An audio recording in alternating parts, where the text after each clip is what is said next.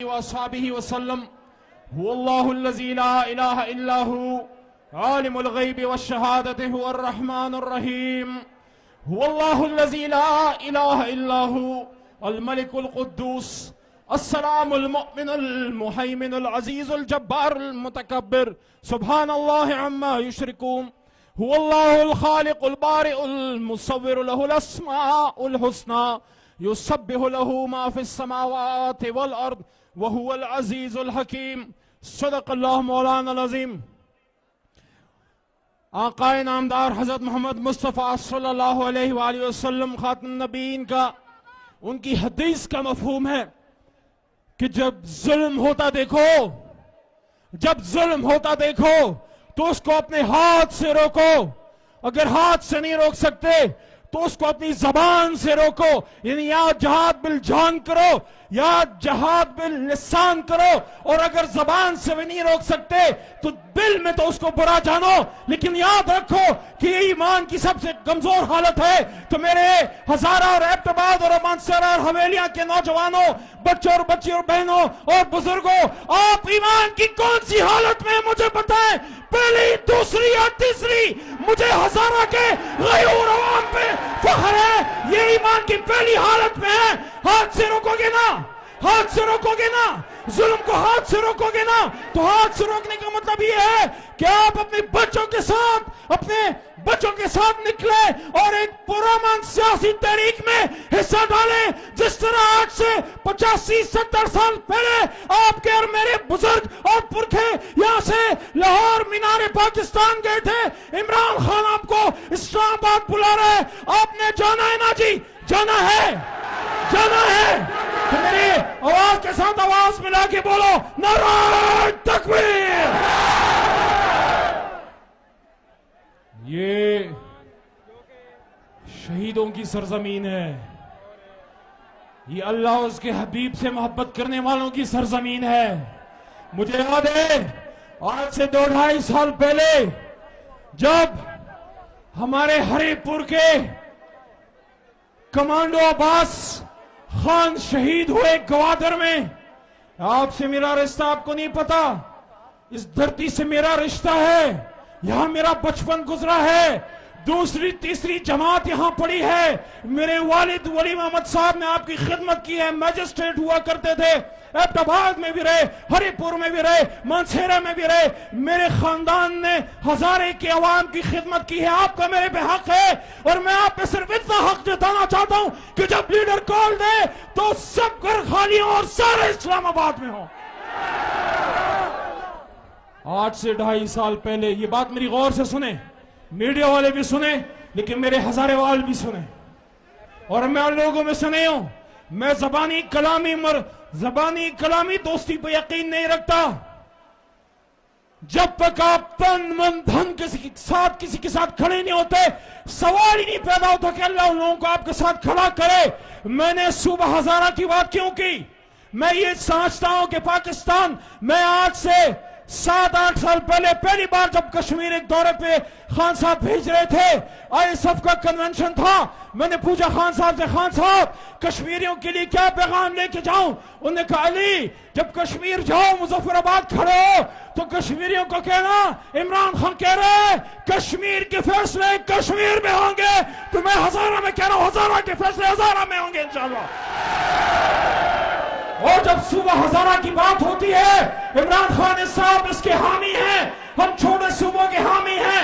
हमने सदर्न पंजाब के लिए जितना हो सकता था, हमारे पास 2-2.5 अक्सरियत नहीं थी, लेकिन जनूबी पंजाब सूबे को जिन लोगों ने सारी जिंदगी उस पे सियासतें की, उन्होंने सिर्फ वोट लिए और हमने जाके उनका अलग सेक्रेटेरिएट बनाया।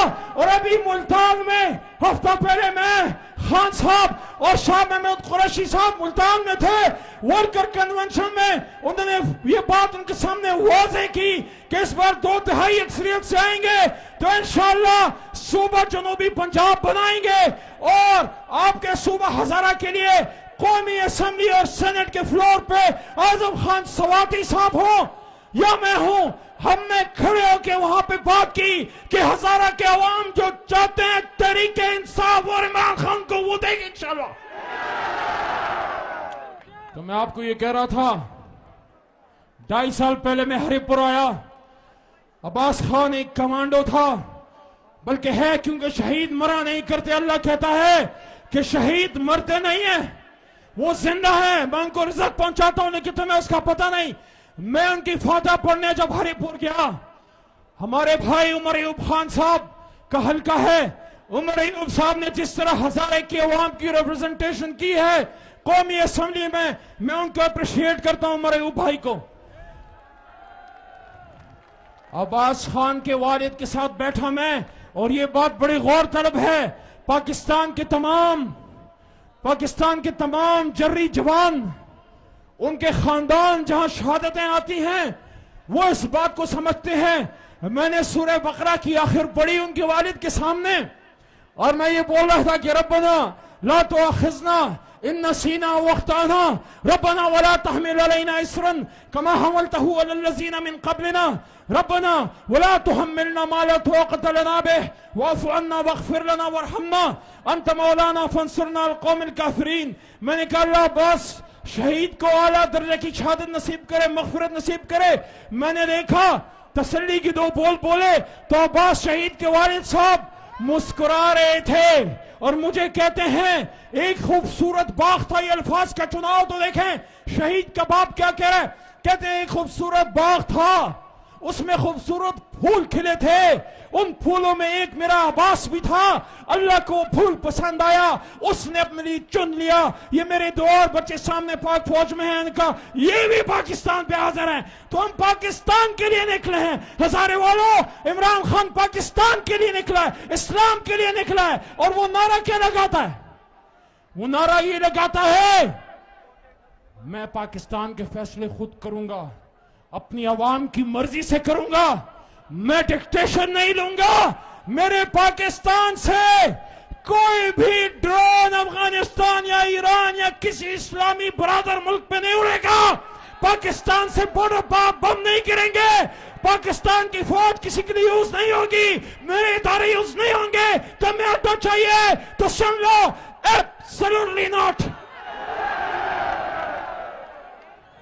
एबटाबाद वालों, याद है ना 2012-13 का वो जमाना जब एबटाबाद की पाक सरजमीन पे, जो गैरों की सरजमीन है, जो शहीदों की सरजमीन है, जो गुलामान रसूल सल्लल्लाहु अलैहि वसल्लम की सरजमीन है, याद है ना एबटाबाद और हजारे की पाक धरती पे, पख्तूनख्वा की पाक धरती पे अमेरिकन बूट किसकी हुकूमत में उतरे? एबटाबाद ऑपरेशन किसके दौर में हुआ? अगर उस दौर में इमरान खान होता तो किसी की मजाल थी कि एबटाबाद में अमेरिकन हेलीकॉप्टर उतरते? ये शर्म का मकाम नहीं था। अगले दिन जरदारी साहब और गिलानी साहब ने मुबारकबाद दी, अमेरिकन को मुबारकबाद दी।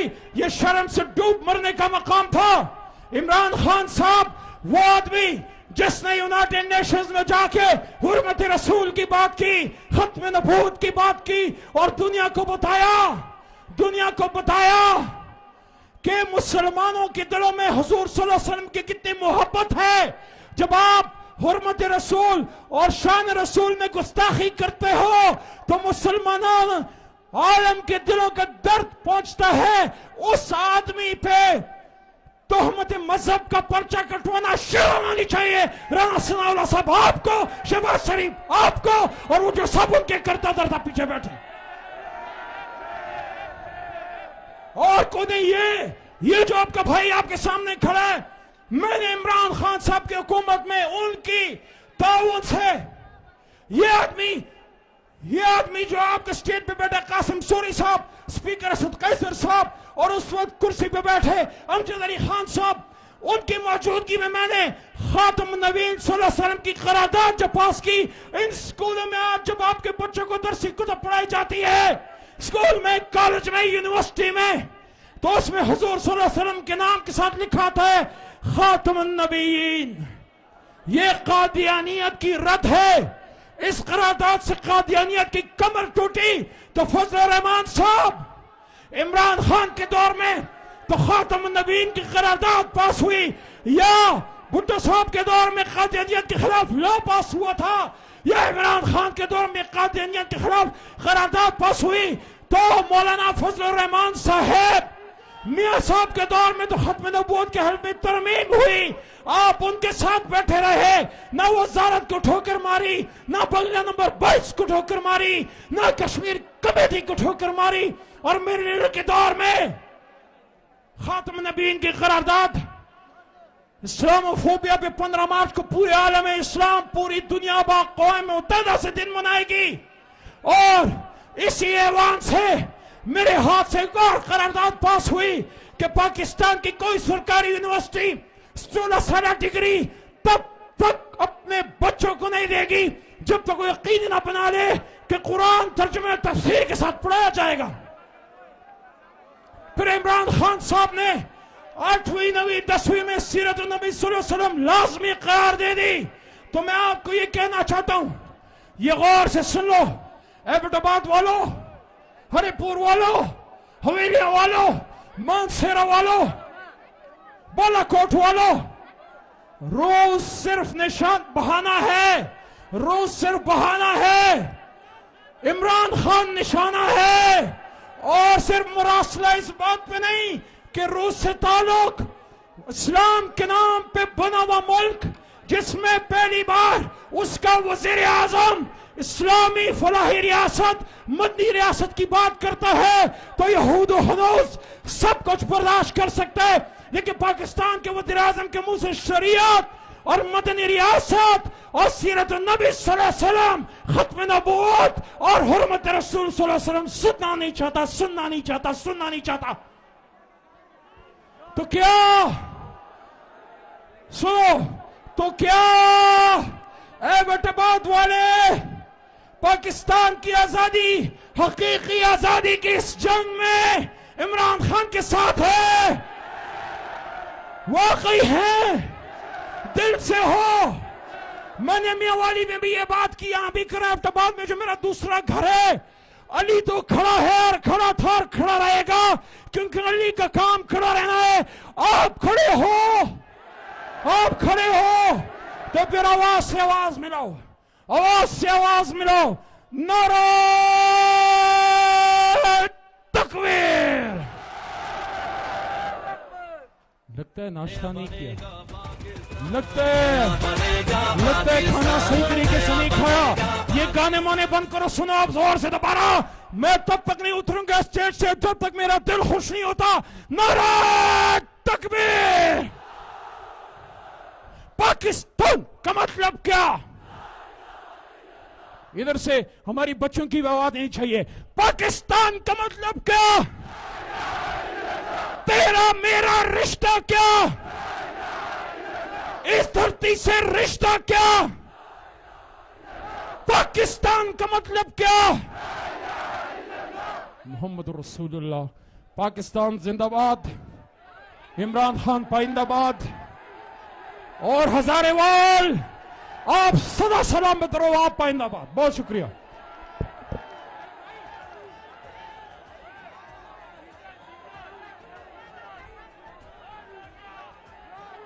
मेरे भाइयों, मेरी रिक्वेस्ट है, ये जो लोग गेट के सामने खड़े हैं वो पंडाल में आ जाएं। रास्ता ब्लॉक हो रहा है, पंडाल की तरफ गुजारिश है आपसे, यहाँ पे चल पड़े। अली महमूद खान साहब, बेहद मशकूर हूं, आज आपने हजारे वालों के दिल की बात कर दी।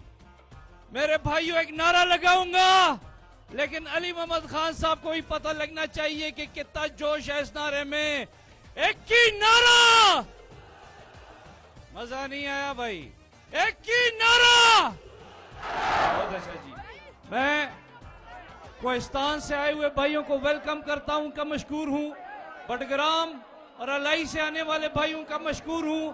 मानसेरा से जो भाई तशरीफ लाए हैं उनके दिली मशकूर हैं। जो हरिपुर से मेरे भाई बुजुर्ग तशरीफ लाए हैं उनके भी तहे दिल से मशकूर हैं जी।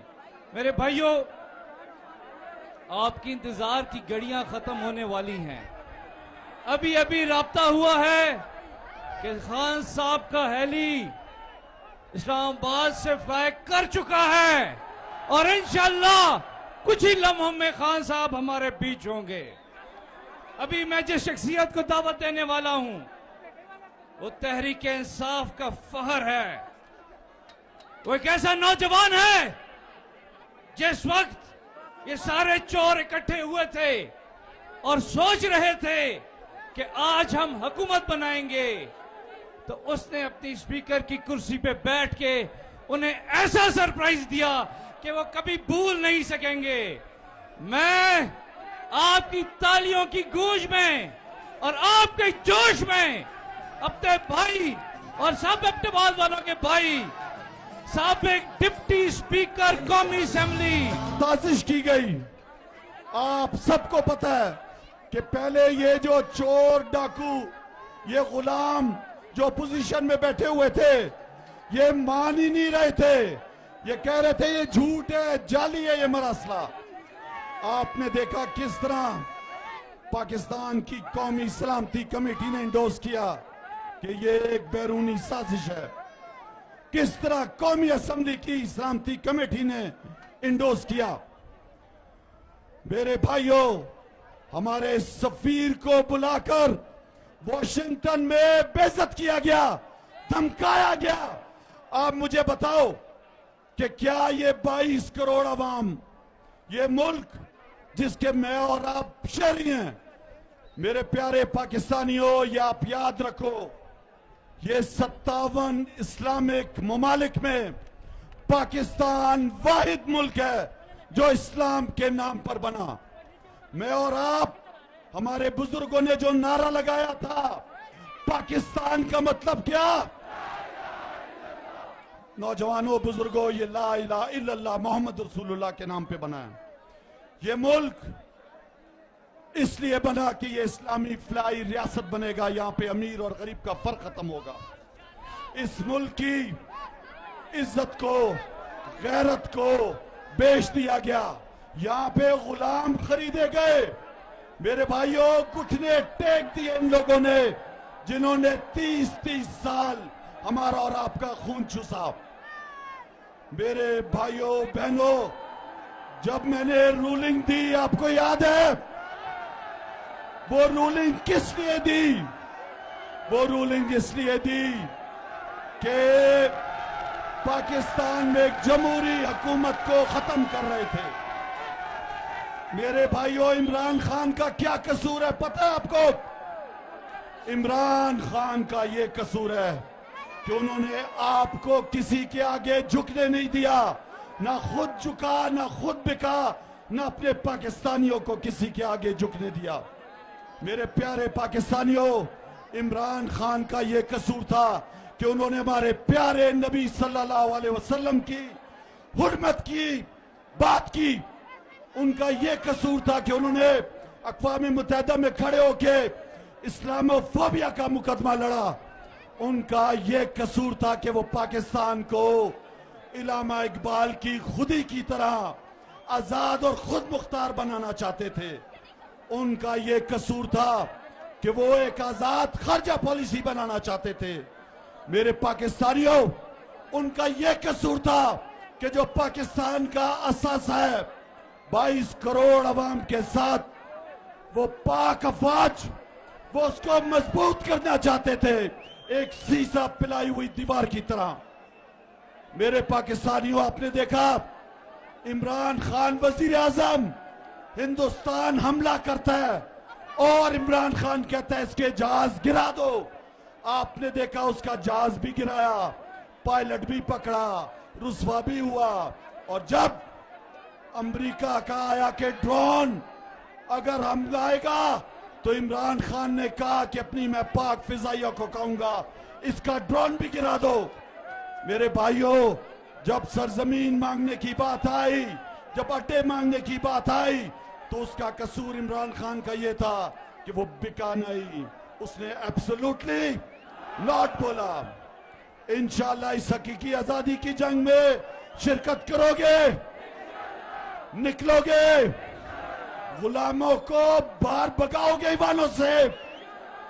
इन चोरों और लुटेरों के खिलाफ आपने पूरी जदोजहद करनी है। ये जदोजहद इमरान खान की नहीं है। नौजवानों, बुजुर्गों, ये जदोजहद पाकिस्तान की है, आपकी आने वाली नस्लों की है। इस मुल्क को हकीकी आजादी की तरफ लेकर चलेंगे इंशाअल्लाह। ये मौजूदा हुकूमत केसेस बना रही है, FIR कटा रही है।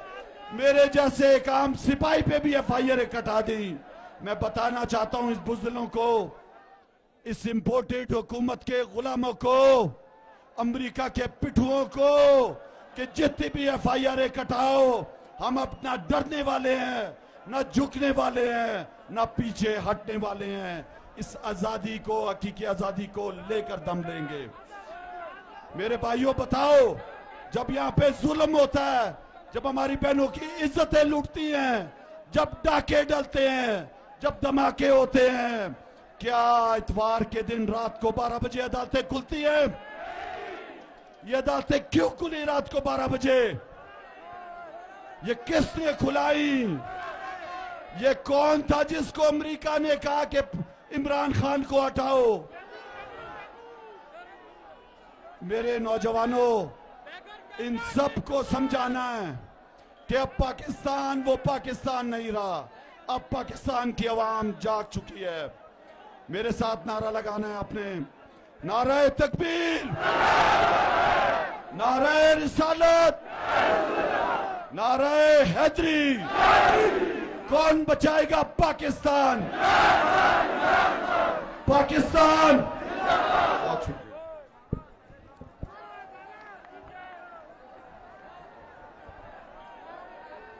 मैं मानसेरा से आजम खान स्वाति साहब, सालिम अहमद खान साहब और बटग्राम से प्रिंस नवाज साहब, ताज त्रंस साहब, अतौला त्रंस साहब, कोहिस्तान से जो हमारे MPAs हैं, दीदार साहब और उनके साथ जो मेरे भाई आए हैं स्टेज पे, उनको खुशामदेद कहता हूं। और एक ऐसी शख्सियत को खुशामदेद कहता हूं जो इमरान खान के पुराने इय्याका नअबुदु व इय्याका नस्तईन।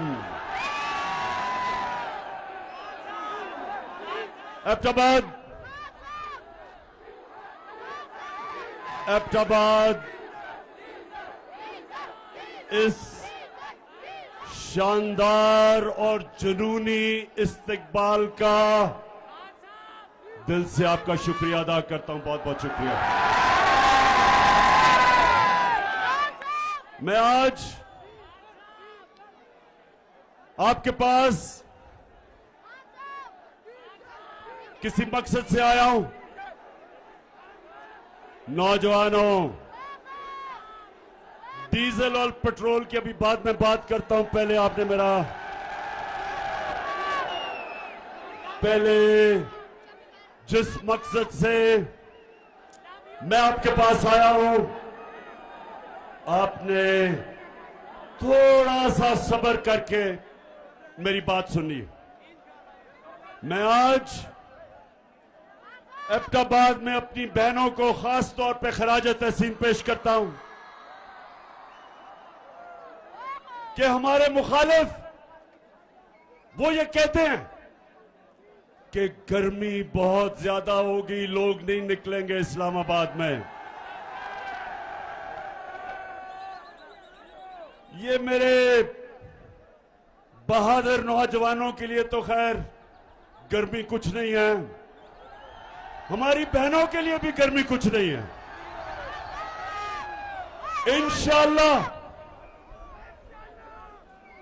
कोशिश तो इंसान करता है, कामयाबी अल्लाह देता है, लेकिन ये मेरा ईमान है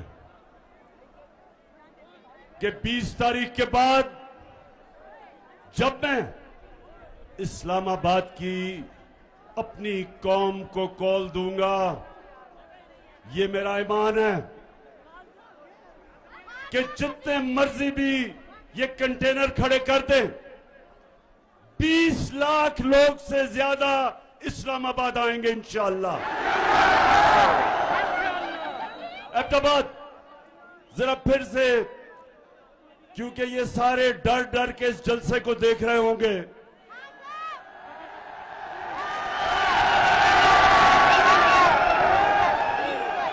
एक तो ये रहा कि आपकी तादाद कितनी ज्यादा और जिस तरह गर्मी में जुड़ के आप सब खड़े हैं, लेकिन दूसरा जो इनको खौफ है वो आपके जुनून का खौफ है। इस्लामाबाद में एक इंसानों का जुनून आने वाला है और एक आवाज होगी इस्लामाबाद में कि हमें हकीकी आजादी चाहिए, हमें इंपोर्टेड हुकूमत नामंजूर। इंपोर्टेड हुकूमत, ये एबटाबाद, ये आपका जुनून वो नहीं होना है जो होना चाहिए। इंपोर्टेड हुकूमत किसी सूरत ये कौम इन डाकुओं की जो अमेरिका से साजिश करके हमारे पे बैठे हैं, कभी पाकिस्तान कौम इनको कभी भी तस्लीम नहीं करेगी।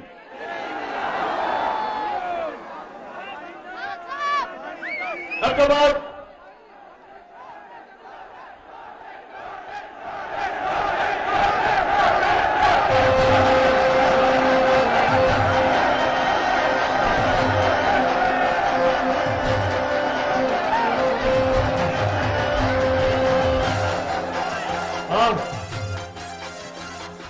लोटे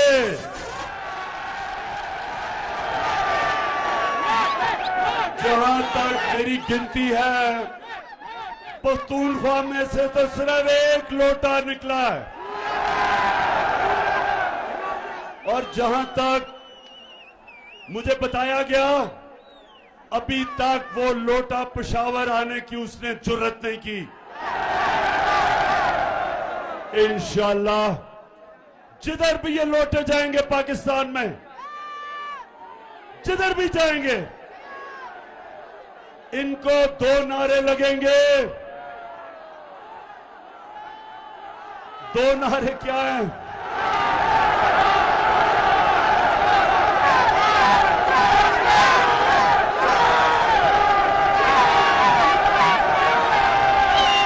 एक लोगों को नारा लगेगा ज़मीर फरोश चोर और दूसरा नारा लगेगा गद्दार। जिधर भी ये जाएंगे इनको पता नहीं कि ये 2022 का पाकिस्तान, इसमें हमारे नौजवानों में शऊर है, कौम बेदार है। बड़े तो छोड़ो, स्कूल के बच्चों को भी पता है कि लोटा क्या होता है। इन्होंने एक अमरीकी साजिश का हिस्सा बनके, अमरीकी साजिश का हिस्सा बनके एक 22 करोड़ पाकिस्तानियों की मुंतखब हुकूमत को साजिश के तहत हटाया और इनके साथ शामिल थे यहां के मीर जाफर और मीर सादिक। नौजवानों, ये कौन थे मीर जाफर और मीर सादिक? जिनको नहीं पता मैं फिर से बता दूं, मीर जाफर जो मुसलमानों का, मुगलों का गवर्नर सिराजुद्दौला था, उसका सिपहसालार था, कमांडर इन चीफ था, उसने अंग्रेजों के साथ मिलके गद्दारी की सिराजुद्दौला से, मुसलमानों से। अंग्रेज जीते, अंग्रेजों ने बंगाल जो मुगलों का सबसे अमीर सूबा था, सबसे ज्यादा पैसा बंगाल से आता था, वो सूबे को मीर जाफर की वजह से अंग्रेजों के गुलामी में गया और उसी जो सबसे अमीर सूबा था वहां कहत पड़े, अंग्रेजों ने इतना लूटा कि लाखों लोग भूख से मर गए वहां। और जब अंग्रेज गया 200 साल बाद तो वो बंगाल हिंदुस्तान का सबसे गरीब सूबा बन गया। और मीर सादिक वो था जिसने टीपू सुल्तान से आखिर में जाके अंग्रेजों के साथ मिलके गद्दारी की और टीपू सुल्तान की शहादत हुई। और मैसूर जो टीपू सुल्तान की सल्तनत थी अंग्रेजों की गुलामी में चली गई। ये गद्दारों ने आज ये किया पाकिस्तान से कि पाकिस्तान का प्राइम मिनिस्टर जो किसी से बुरे ताल्लुकात नहीं चाहता, जो किसी के मुल्क के खिलाफ नहीं है, सबसे दोस्ती चाहता है, लेकिन जो चाहता था कि हमारी फॉरेन पॉलिसी हमारे लोगों के मफादात की तहफ़्फ़ुज़ करे, हिफाजत करे, हम अपने लोगों को किसी मुल्क के लिए कुर्बान ना करें। जिस तरह अंग्रेजों अमेरिकनों के साथ मिलके हमने जो उनकी जंग लड़ी, 80,000 पाकिस्तानियों की कुर्बानी दी गई, हमारा कबायली इलाका उजड़ गया, $100 अरब से ज्यादा हमारे मुल्क को नुकसान हुआ। मैं कभी इस तरह की फॉरेन पॉलिसी मानने के लिए नहीं तैयार था। मैं कभी अमेरिकनों को पाकिस्तान में बेसिस देने के लिए तैयार नहीं था। मैं कभी अमेरिका की जंग में शामिल होने के लिए तैयार नहीं था। मैं रूस से, अगर मैं रूस गया तो मैं चाहता था, और हमारी बात चल रही थी रूस से, कि 30% कम कीमत पे रूस हमें तेल दे ताकि मैं अपने लोगों के लिए पेट्रोल और फजलुर रहमान को सस्ता करूं।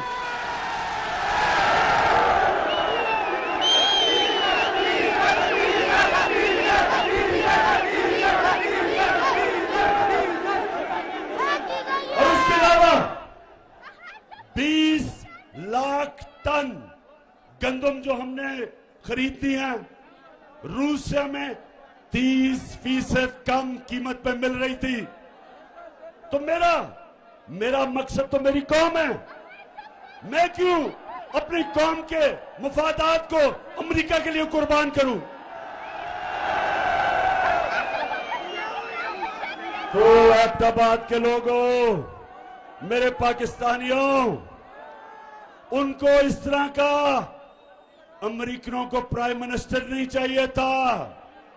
वो चाहते थे कि मुशर्रफ की तरह सरबरा हो, एक ही टेलीफोन की धमकी में चारों निशाने चित और उनकी जंग में शामिल कर दिया। वो चाहते थे कि चेरी ब्लॉसम जूते पॉलिश करने वाला जो कहे, उसने क्या कहा कि बेगर्स आर नॉट चूजर्स।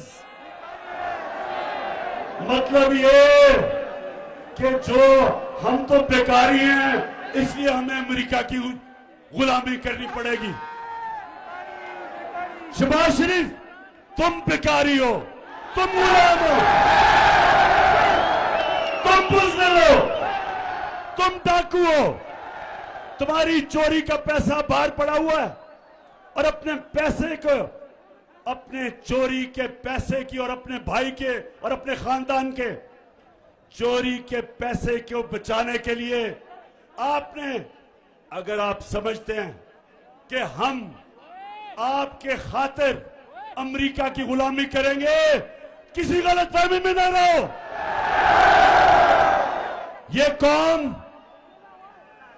कौम नौजवानों याद कराओ, ये कौम जब बनने लगी थी, तहरीक पाकिस्तान था, तो वो कौन सा नारा था कि पाकिस्तान का मतलब क्या? ये उस नारे पे बनी है cherry blossom boot polish Shehbaz Sharif. ये अल्लाह के सामने दावा कर बैठी है। जब वो कलमा पढ़ती है एक मुसलमान कौम, तो वो अल्लाह के सामने गवाही देती है कि अल्लाह तेरे सामने हम किसी के सामने नहीं झुकेंगे, क्योंकि वो शिर्क है, वो गुनाह है। हम अपने अल्लाह, हम सिर्फ अल्लाह की इबादत करते हैं और उससे मदद मांगते हैं। हम ना किसी सुपर पावर को मांगते हैं। हमारा जो लीडर दुनिया की तारीख का सबसे अजीम लीडर ना आया है, उससे पहले ना आ सकता है, हमारे नबी सल्लल्लाहु अलैहि वसल्लम। हम तो उनकी उम्मत हैं, हम तो उनकी उम्मत हैं। और उन्होंने ये कहा था कि इस्लाम मुसलमानों को गैरत देता है, ला इलाहा इल्लल्लाह इंसान को गैरत देता है। हम किसी के जूते पॉलिश करने वाले नहीं हैं। और इंशाअल्लाह इस्लामाबाद में 20 के बाद जब मैं कॉल दूंगा तो सारी कौम इस्लामाबाद पहुंच के एक पैगाम देगी, एक ही पैगाम देगी, एक ही पैगाम देगी कि इंपोर्टेड हुकूमत नामंजूर।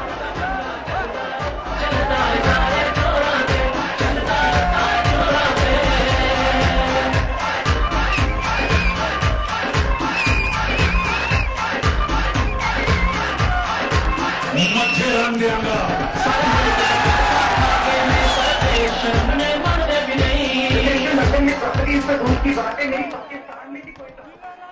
हाँ, कहती मोहतरमा फरमाती है कि लंदन तो छोड़ो, पाकिस्तान में भी कोई प्रॉपर्टी नहीं है। मैंने वैसे जो शरीफ खानदान ने झूठ बोले हैं, मैंने कभी किसी को ऐसे झूठ बोलते नहीं देखा।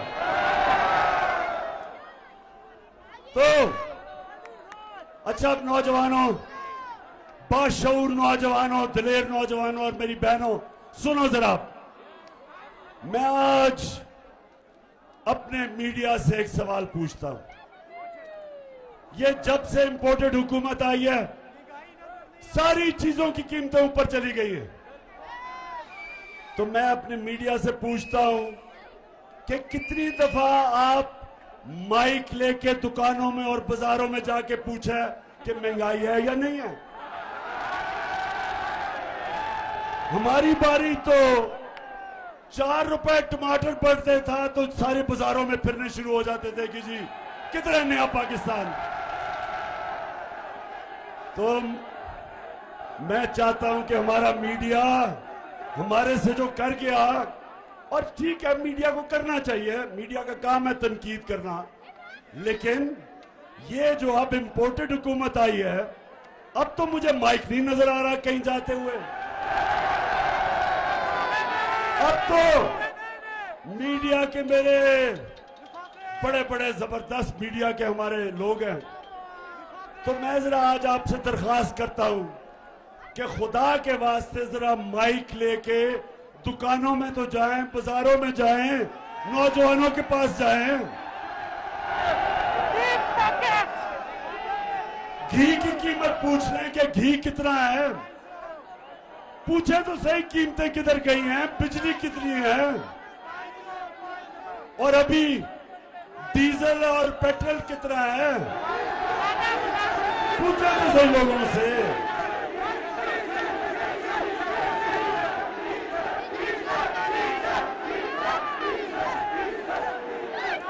नौजवानों सुने जरा, जब ये जरा सुने, ईरान में मैं जरा आपकी तरबियत भी करता जाऊं, तारीख का भी बताता जाऊं, ताकि आप में और शऊर आए। सोशल मीडिया ने वैसे ही आप में शऊर पैदा कर दिया। ईरान में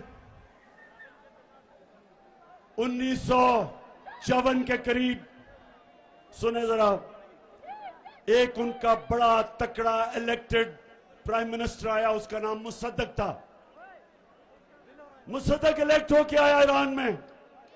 उसे पता चला कि ईरान का जो तेल है, वो सारा तेल जो ईरान से निकलता है, उसका सारा पैसा अमेरिकन और बरतानियों की तेल की कंपनीज वो सारी पैसा बना रही हैं और ईरान के लोगों को मिल कुछ नहीं रहा, क्योंकि वो अवामी प्राइम मिनिस्टर था। उसने फैसला किया कि ये जो तेल ईरान से निकाल रही हैं, उनको वो नेशनलाइज करेगा ताकि पैसा नफा ईरान के लोगों को मिले, बजाय बरतानिया और अमेरिकन कंपनीज। अमेरिका की CIA ने, और ये सब अब ये सारी चीजें अवेलेबल है, ये आप क्योंकि ये रिकॉर्ड्स डिक्लासिफाई हो गए, आप सबको मिल सकते हैं।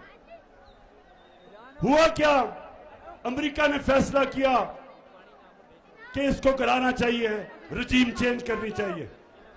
उन्होंने सबसे पहले चीज क्या की, उन्होंने मीडिया के ऊपर पैसा खिलाया, मीडिया को पैसा दिया कि टमाटर महंगे हो गए, प्याज महंगे हो गए। उसके खिलाफ, मुसद्दक के खिलाफ, पब्लिक को उसके खिलाफ करने के लिए मीडिया को उठाया। फिर उसके अंदर, उसकी पार्टी के अंदर जो सियासतदान थे, उनको लोटा बनाने की कोशिश की, पैसा चलाया। और फिर उन्होंने जो ऑपोजिशन पार्टीज थी, उन ऑपोजिशन पार्टीज को कहा कि इनके खिलाफ मुजाहरे करो। आपने देखा ही होगा, कभी डीजल कह रहे लॉन्ग मार्च करूंगा, और कभी ना बिलावल कह रहे मैं लॉन्ग मार्च करूंगा। कभी सारी 11 की 11 पार्टीज मीनारे पाकिस्तान में निकली इमरान खान को गिराने के लिए। ये ईरान में भी यही हुआ, और आखिर में फिर साजिश के बाद मुदाखलत हुई और प्राइम मिनिस्टर मुसद्दक को हटाया गया। यही पाकिस्तान में जो मीडिया के ऊपर पैसा चला है, किन किन के ऊपर पैसा चला है, आपको सबको पता चल जाना चाहिए कि वो आज टमाटर और प्याज की बातें नहीं कर रहे।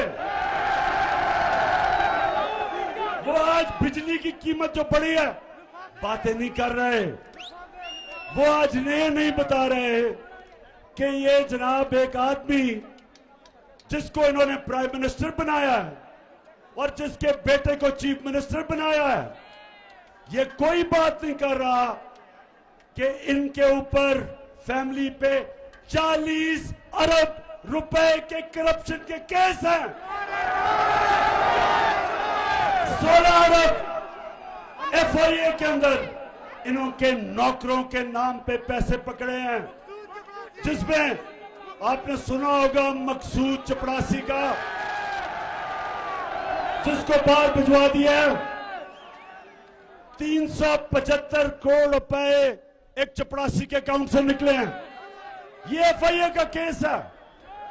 और आते साथ ही चेरी ब्लॉसम बूट पॉलिश ने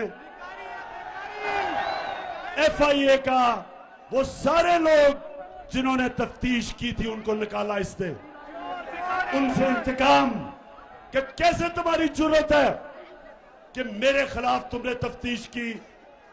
कहीं नौजवानों, दुनिया में कहीं ये नहीं होता।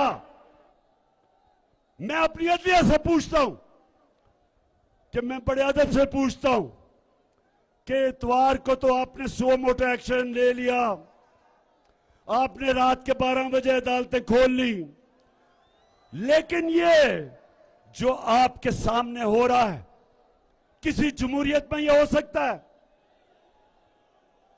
कि FIA में 16 अरब रुपए के केसेस, डाका 1600 करोड़ रुपए का ये बाप और शहबाज शरीफ और उसके बेटों पे, और आप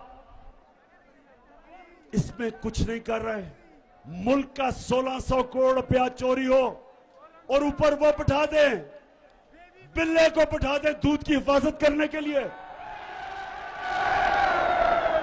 कौन सी जमहूरियत में ये होता है? और मैं आज नौजवानों ये सुन लें, मेरे नबी सल्लल्लाहु अलैहि वसल्लम ने आज से 1500 साल पहले तकरीबन कहा कि कौम तबाह कब होती है? जब छोटे चोरों को आप जेलों में डालते हैं और बड़े डाकुओं को आपका इंसाफ का निजाम नहीं पकड़ सकता, वो कौम तबाह हो जाती है।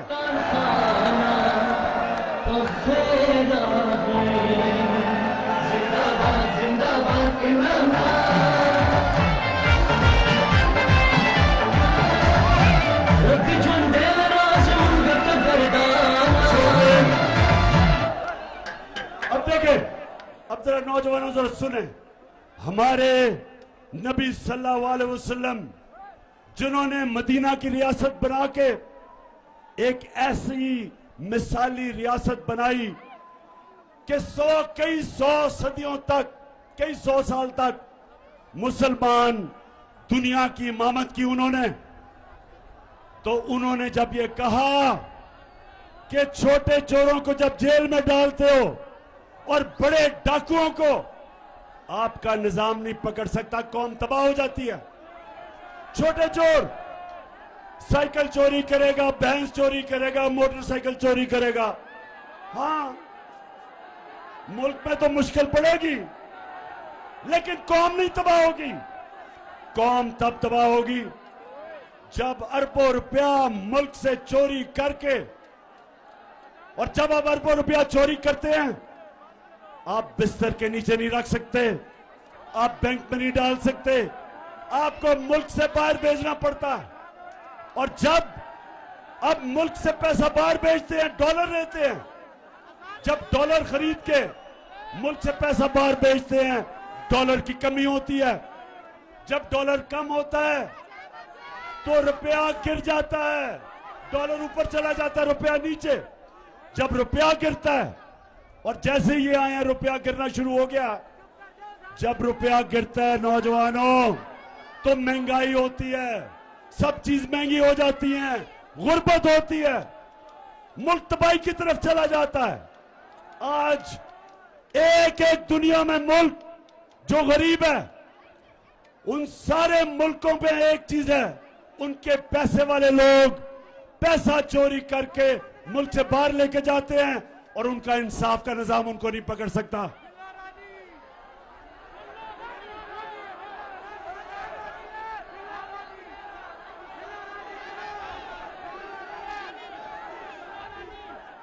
किसने कहा था कि अजान बज रहा है? अजान के 2 मिनट सांस ले लो। अभी मैंने आपसे और आखिर में 2-3 बड़ी जरूरी बातें करनी है। मैंने आप सबको तैयार करना है इस्लामाबाद के लिए, और इसमें हमारे खानदान भी आएंगे, फैमिलीज आएंगी, सबसे ज्यादा मेरे दिलेर नौजवान आएंगे, और पख्तूनख्वा, क्योंकि आप इस्लामाबाद के सबसे करीब हैं, तो मुझे सबसे ज्यादा मैं पख्तूनख्वा के लोगों को वहां देखना चाहता हूं। और मेरे लिए नहीं आना आपने अपनी हकीकी आजादी की जंग लड़ने आना है। आपने कायदे आजम का पाकिस्तान बनाने आना है। होगी आजान? अच्छा जी नौजवानों, सुनो जरा मेरी बात। अब मैं अपनी बात की खत्म करने की तरफ जा रहा हूं। देखें, हमारा मुल्क बना था, एक बड़ा ख्वाब था कि हमने, जो इलामा इकबाल ने कहा कि हमने एक इसको मिसाल बनाना था, इस्लामी रियासत जो मदीना की रियासत के तर्ज पे, उन असूलों पे खड़ा होना था। इसलिए अगर हम ये इंपोर्टेड हुकूमत, ये करप्ट लोग, ये डाकू, ये जिस तरह वो इंटीरियर मिनिस्टर कातिल, अगर हमने इनको तस्लीम कर लिया, ये हम पाकिस्तान की ख्वाब से सबसे बड़ा धोखा करेंगे। इसलिए आप जब इस्लामाबाद आएंगे तो हमने फैसला करेंगे, हम सारी कौम को बताएंगे कि हमें आजादी चाहिए, गुलामी नामंजूर। हमें राय हक चाहिए। हम अमर बिल मारूफ पर चलने वाले हैं। हमें अल्लाह का हुक्म है, एबटाबाद हमें अल्लाह ने हुक्म दिया है कि अच्छाई के साथ खड़े हो, अमर बिल मारूफ व नही अनिल मुनकर, बुराई के खिलाफ अच्छाई के साथ। जो मैं बार बार कहता हूं, न्यूट्रल बनने की अल्लाह ने हमें इजाजत नहीं दी। हम अच्छाई का साथ दें, राय हक पे चले, इंसाफ के लिए खड़े हों, लेकिन अल्लाह ने हमें ये इजाजत नहीं दी कि मैं कहूं ना मैं तीतर हूं ना मैं बटेर हूं, मैं तो न्यूट्रल हूं। मैं बार बार कहता हूं, न्यूट्रल सिर्फ जानवर होते हैं। इंसान को तो अल्लाह को जवाब देना होता है। उसने तो दुनिया में भेजा है और उसने आपको कहा है कि आखिरत में मैं तुम्हारे से जवाब लूंगा। क्या तुम राय हक पे चले? क्या तुम इंसाफ के साथ खड़े हुए? क्या तुमने जुल्म का मुकाबला किया? क्या तुमने नाइंसाफी के खिलाफ जिहाद की? क्या तुमने अपनी आजादी के लिए, क्योंकि अल्लाह ने तो आपको ला इलाहा इल्लल्लाह के बाद आजाद कर दिया, क्या आपने एक इंपोर्टेड हुकूमत के खिलाफ जदोजहद की? पूछेगा अल्लाह आपसे। आप ये नहीं कह सकेंगे नहीं जी मैं तो न्यूट्रल हूं। आपको उसने ये इजाजत नहीं दी। जानवरों को आप देखते हैं प्रोग्राम्स में, बड़ा शेर आके किसी हिरन या किसी जानवर को पकड़ लेता है, कोई उसको बचाने नहीं आता क्योंकि वो न्यूट्रल है सारे। इंसान को उसने इजाजत नहीं दी। इंसान को उसने कहा है आप जालिम के खिलाफ खड़े हो, मजलूम के साथ खड़े हो, आप सच के साथ खड़े हो, झूठ के खिलाफ खड़े हो, आप अच्छाई के साथ खड़े हो और बुराई के खिलाफ जिहाद करें। आप कभी भी जब आप तस्लीम करेंगे कि 60% कैबिनेट जमानत पे है, प्राइम मिनिस्टर जमानत पे है, चीफ मिनिस्टर पंजाब जमानत पे है, बाप बेटे के अलावा नून लीग को कोई मिलता नहीं है, उधर आसिफ जरदारी जमानत में है, उसकी राना सनाउल्लाह जमानत पे है। तो ये जब जिस मुल्क के ऊपर चोर डाकू कातिल ऊपर बैठ जाए, नौजवानों उस मुल्क का कोई मुस्तकबिल नहीं है और हम सब पे फर्ज हो जाता है कि हम इस जुल्म और नाइंसाफी के खिलाफ खड़े हो। तो मेरी सारी आपको आज पैगाम एक ही है, तैयारी करें। 20 तारीख के बाद जब भी मैं आपको कॉल दूं, हाथ खड़ा करके बताएं कि आप तैयार होंगे उसके लिए। जो वहां नहीं पहुंच सकते वो एबटाबाद में निकलें, लेकिन निकलें सब। आप सब निकल के बताएं, अमेरिका को भी पैगाम जाए कि ये गुलाम कौम नहीं, ये आजाद कौम है और हम चेरी ब्लॉसम को बिल्कुल तस्लीम नहीं करेंगे। और ये जो इसने आके कहा कि मैं अपने कपड़े भी उतार दूंगा आटा सस्ता करने के लिए, खुदा के वास्ते शहबाज शरीफ ये ड्रामे खत्म करो। तुम्हें लोग पहचान गए हैं, वो उल्टी बड़ी बड़ी हैट पहन के कभी किधर पड़ रहा है। ये ड्रामे कर रहा है कि मैं अपनी कपड़े उतार दूंगा। शहबाज शरीफ, खुदा के वास्ते कपड़े ना उतारना, हम खौफ से मर जाएंगे। सिर्फ एक काम कर दो, वो जो तुमने और तुम्हारे भाई ने और तुम्हारे दामाद ने और तुम्हारे बेटों ने और नवाज शरीफ के बेटों ने और इसहाक डार और उसके बेटों ने जो तुमने पैसा चोरी करके बाहर लेके गए हो, बस वो आधा ही पैसा ले आओ, हम गंदम की कीमत खुद ही नीचे कर देंगे। ड्रामों का टाइम चला गया शहबाज। ये सोशल मीडिया का जमाना है। हर रोज या तुम्हारा झूठ पकड़ा जाता है, या वो मरियम का झूठ पकड़ा जाता है। जलसा किया अभी पिछले दिनों में, किधर पिंडी गेप में 4 बजे जलसा था, कोई लोग ही ना निकले, लोग ही ना निकले।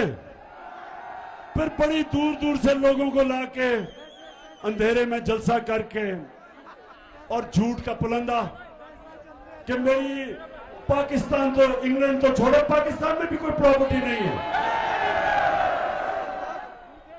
अच्छा, अब आखिर में एबटाबाद बाप का मैं शुक्रिया अदा करना चाहता हूं। जिस तरह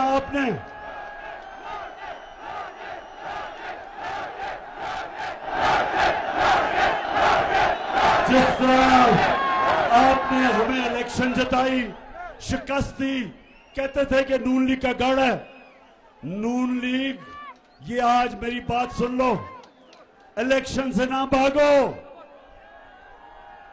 जब भी इलेक्शन होगा, तुम समझते हो कि तुम अब सेंट्रल पंजाब में रह गए हो, तुम्हें सेंट्रल पंजाब में भी अब छुपने की जगह नहीं मिलेगी, क्योंकि इस पंजाब के, पाकिस्तान के लोग गैरतमंद लोग हैं। हमारे लोग गैरतमंद हैं। हम बूट पॉलिशरों को साथ नहीं चलते, हम अमेरिका के गुलामों के साथ नहीं चलते, हम डाकुओं के साथ नहीं चलते। ये कौम अब तैयार है। 75 साल के बाद मेरी कौम तैयार है उस पाकिस्तान की तरफ जाने के लिए जो हमें कायदे आज़म